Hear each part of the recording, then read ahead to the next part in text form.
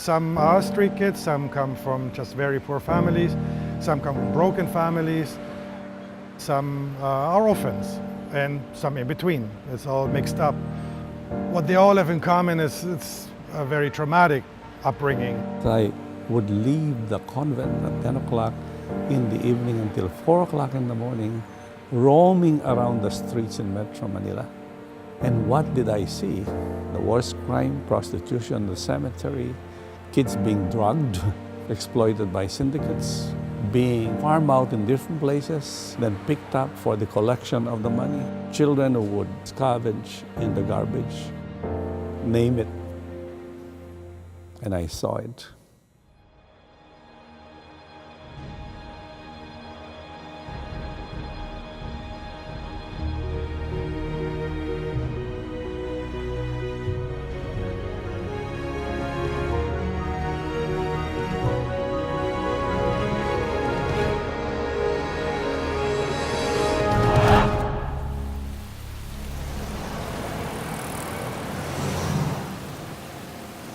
I'm Cherish Garcia. I'm the directress of Academy One and the owner and the teacher.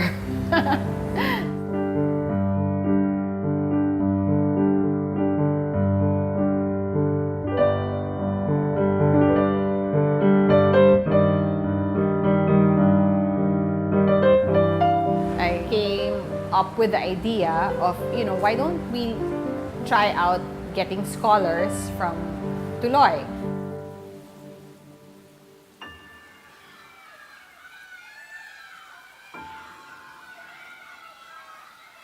Surely one of them has the potential to dance.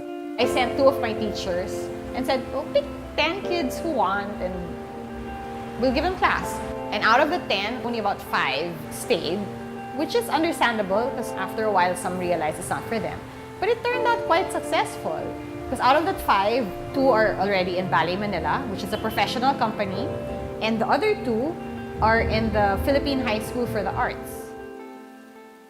It seems to be very therapeutic for them to do the ballet lessons, mainly because of the self-confidence they gain and the discipline.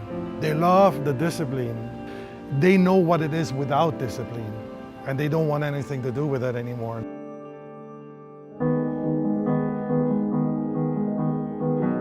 All of us know, for a child, it is natural to play. For a child, it's natural to sing, to run, to dance, and to shout, etc. But ballet is something else. There is an element of refinement. There's an element of art. Why limit the child? It is a matter of believing in the future, in the talents of the child. What is the difference between the fit of a poor child and a rich child? I know of one kid who's an orphan. He would not speak to anybody, and in the first days of his ballet lessons, he would hide in the cabinet. He's now a scholar at the Philippines High School for the Arts. He is transformed from a traumatized little orphan to a very proud little teenager. These kids who knew nothing except the poverty of the streets, and that self-confidence beaming in the eyes of these children, would dance and sing before lawyers, engineers, and chin high. They can look straight into the eyes of, I would even say, the rich and famous. They're fearless. So if you tell them jump, it's like, how high? They're not scared. They're not scared of anything. So the dedication they put into learning something, it's like 110%. Our stretching is hard and the techniques in ballet is so hard. Our training here is so hard. It's not easy.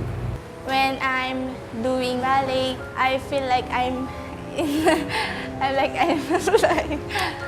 It's hard, but I'm still enjoying it. Already, one of them got a scholarship to the Royal Ballet School in London. We're training 2 of them to compete next year in Hong Kong. You'll see they walk differently. They feel proud of themselves. There's like a sense of dignity. Someday I want to go to teach some little kids that like to dance ballet too. I think I'll become a professional ballet dancer and I can teach many children like me. My dream is to become a professional ballet dancer.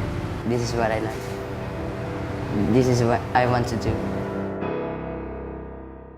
I've never been so happy in my life as a human being, as a Filipino, as a priest, and it's because of these kids. I learn a lot from them. It kind of makes me realize, like when I want to complain about something, I grew up very privileged. So it's like, don't complain. It's changed my outlook. I get really emotional because I've seen them from nothing to that, and they're so good, and they're so into it, and that really touches me. Then I mean, I need an extra tissue for that performance.